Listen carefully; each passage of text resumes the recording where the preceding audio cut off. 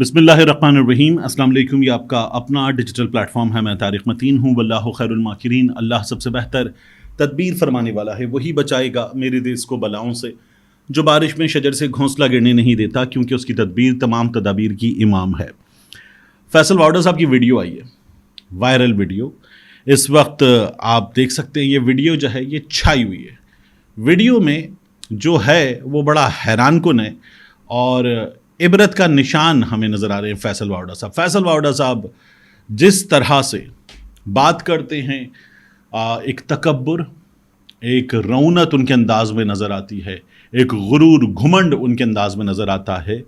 ये तमाम चीज़ें साबुन के झाग की तरह, आमतौर पर तो गुस्सा बैठता है साबुन के झाग की तरह, लेकिन उनकी अकड़, उनका तकब्बुर, उनका गुरूर, उनका घुमंड, उनका कर्रोफर्ड सब साबुन के झाग की तरह बैठा हुआ नज़र आ रहा है इस वीडियो में। मजाक उड़ रहा है फैसल वाडा साहब का, निशान इबरत नज़र आ रहे हैं फैसल वाडा साहब इस वीडियो में। और अली अमीन गंडापुर साहब को पैगाम दिया जा रहा है। इस पैगाम को देने का मकसद क्या है, पैगाम क्या है, और अली अमीन गंडापुर का जवाब क्या है, ये भी मैं आपके सामने इस वीडियो में रखूँगा।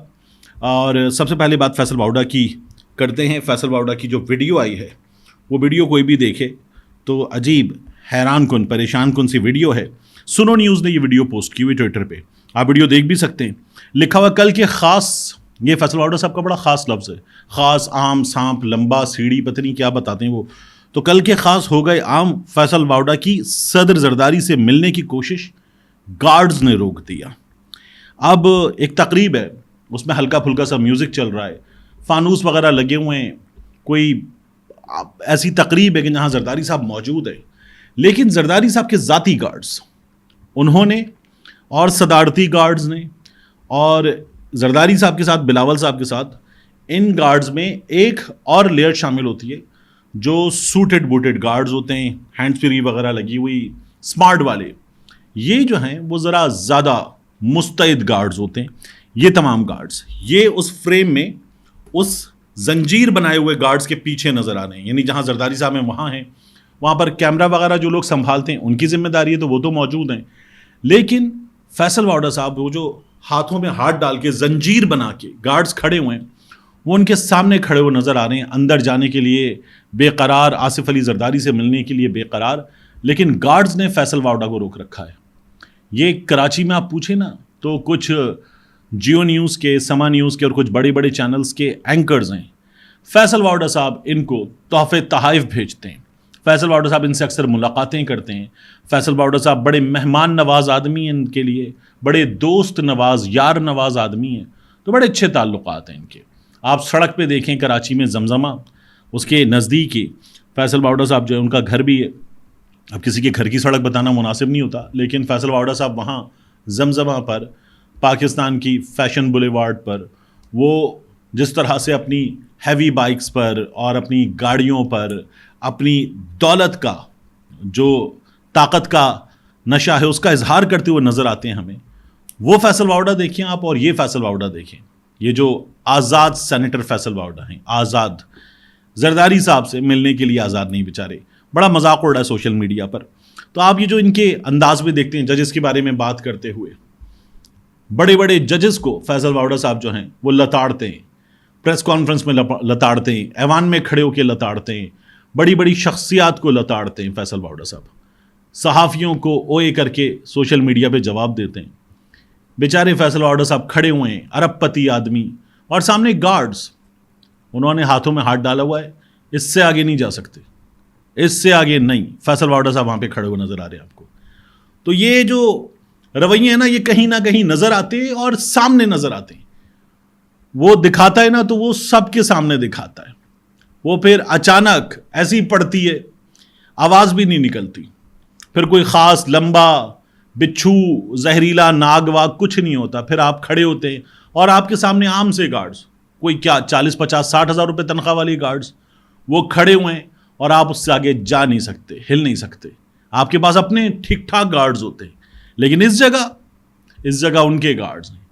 अब आप खड़े हुए हैं और तमाशा बना हुआ है, वीडियो बन गई है आपकी, मजाक उड़ रहा है। एक ये काम है फैसल वाडा साहब को सोचना चाहिए, जो आकर मीडिया पे करते हैं, लोगों के साथ करते हैं, नहीं करना चाहिए। आप अच्छे इंसान हैं تو اچھے انسان ہے تو ڈاؤن ٹو ارتھ رہے ہمیشہ، اور ورنہ پھر آپ کے ساتھ جو ہوا ہے وہ ہو گیا ہے، اب اس کا کیا کیا جا سکتا ہے۔ علی امین گنڈا پور صاحب یہ بتا رہے ہیں کہ ان کو پیغام مل رہا ہے، اور اس پیغام کے نتیجے میں علی امین گنڈا پور صاحب نے عمران خان صاحب کے کیس پر بات کی ایوان میں، اور بڑے یعنی عمران خان صاحب کے اس کیس پر کامیابی پر انہیں بڑا خوش نظر آنا چاہیے تھا، لیکن وہ بڑے جارح مزاج برہم نظر آ رہے تھے۔ کہتے کیا، ہم لعنت بھیجتے ہیں ایسی کرسیوں پر جو ہمارے نظریے کے خلاف جائے۔ سائفر کیس کھودا پہاڑ نکلا چوہا وہ بھی مرا ہوا، ہماری برداشت کی حد ختم ہو رہی ہے۔ پھر وہ کہتے ہیں یعنی ان کو جس نے پیغام دیا ہے اس کا نام لیے بغیر اس کا پیغام دہراتے ہیں، کہتے ہیں پاکستان کا سوچو، پاکستان کا ٹھیکہ میں نے لے لیا ہے۔ علی امین گنڈا پور صاحب یہ کہہ رہے ہیں، وہ کہتے ہیں پاکستان کا سوچو، پھر وہ جواب دے دیں پاکستان کا ٹھیکہ میں نے لے لیا ہے، میرا لیڈر جیل میں ہے، میری پارٹی توڑ دی۔ یہ علی امین گنڈا پور صاحب جب سائفر تو بڑھ گیا بتا رہے تھے نا ایوان میں کھڑے ہو کر، تب یہ بات کر رہے تھے۔ سیانے یہ بتاتے ہیں کہ گنڈا پور صاحب جو ہیں وہ اپنے صوبے کے حوالے سے کچھ مطالبات رکھ رہے ہیں۔ ایک تو وہ مطالبات ہیں جو ہمارے سامنے ہیں کہ صوبے کا جو پن بجلی کا منافع ہے وہ دے دو، صوبے کے پیسے دے دو، صوبے کو حقوق دے دو، بجلی دے دو۔ ایک تو وہ مطالبات ہیں، صوبے کے ساتھ سلوک ٹھیک کرو۔ دوسرا سیکیورٹی کے کچھ معاملات ہیں، گنڈا پور صاحب ان میں بھی کچھ مطالبات سامنے رکھ رہے ہیں، لیکن ان پر پیش رفت اس طرح سے ہوتی ہوئی نظر نہیں آ رہی۔ گنڈا پور صاحب کہہ رہے ہیں کہ آپ ہمیں تو یہ کہہ دیتے ہیں کہ ہمارے صوبے میں امن و امان کے حالات ٹھیک نہیں ہیں، لیکن اس میں تعاون بھی کیجیے ہم سے، یہ گنڈا پور صاحب کہہ رہے ہیں۔ اور سید فخر کاکا خیل صاحب جو ہے انہوں نے خبر دی ہے کہ گنڈا پور صاحب کے علاقے میں، ڈیرہ اسماعیل خان میں اور کچھ علاقوں میں خیبر پختونخوا کے حالات ویسے ہیں جیسے ملالہ کے واقعے کے وقت سوات کے حالات تھے، حالات بگڑے ہوئے ہیں۔ تو وہ یہ بتا رہے ہیں کہ وہاں پر اسی طرح سے ٹی ٹی پی کے لوگ نکل آتے ہیں۔ اور اب یہ جو افغانستان میں ڈرون حملہ ہوا، اس میں زرار گروپ کے کچھ لوگ نشانہ بنے۔ ان کے بارے میں یہ بتایا جا رہا ہے کہ یہ گنڈا پور قوم کے اور محسود قوم کے لوگ تھے، گنڈا پور قوم اور محسود قوم کے لوگ، یہ لوگ جو تھے یہ اس میں نشانہ بنے ہیں۔ اب علی امین گنڈا پور صاحب کچھ معاملات ہیں جو وہ ظاہر ہے کہ براہ راست رکھتے ہیں سامنے، ان میں دھمکی بھی دیتے ہیں اور کہتے ہیں کہ میں پیسکو کے دفتر جا کے قبضہ کر لوں گا، میں چھوڑوں گا نہیں، مجھے میرے صوبے کے لوگوں کے حقوق دو، ہمیں ہمارا حق دو، وہ یہ بات کرتے۔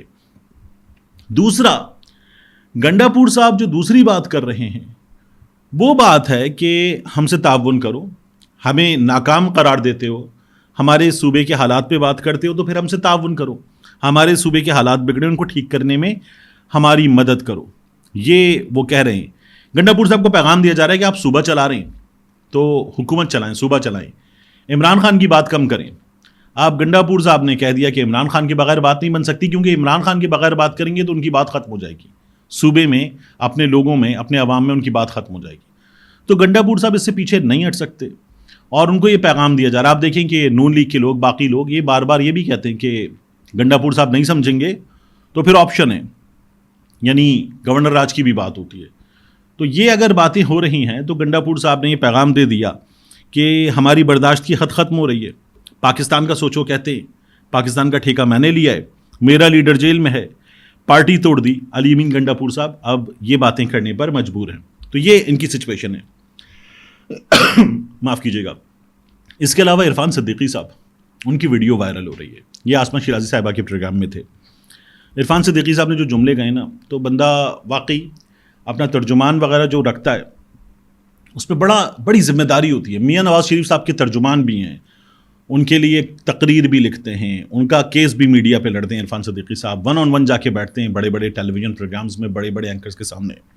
تو عرفان صدیقی صاحب نے جو باتیں کی ہیں وہ باتیں یہ ہیں کہ میاں نواز شریف صاحب جو ہیں وہ پریشر نہیں بننے دیتے۔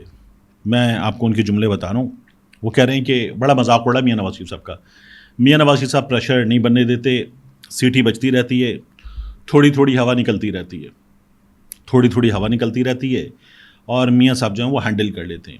تو مطلب آپ کیا بات کر رہے ہیں میری سمجھ میں نہیں آ رہا۔ میاں صاحب سیٹی بجتی رہتی ہے، تھوڑی تھوڑی ہوا نکلتی رہتی ہے۔ اب اگر ہم کوئی بات کریں گے تو آپ کوئی قانون لے کر آ جائیں گے، لیکن یہ تو آپ کر رہے ہیں، ہم تو رپورٹ کر رہے ہیں۔